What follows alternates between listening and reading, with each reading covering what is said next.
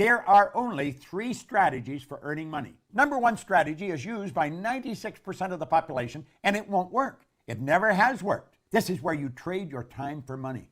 You see, this strategy has an inherent problem. It's called saturation. You run out of time. I don't care how effective you are. I don't care how much you earn an hour. You're going to run out of time. You're trading your time for money.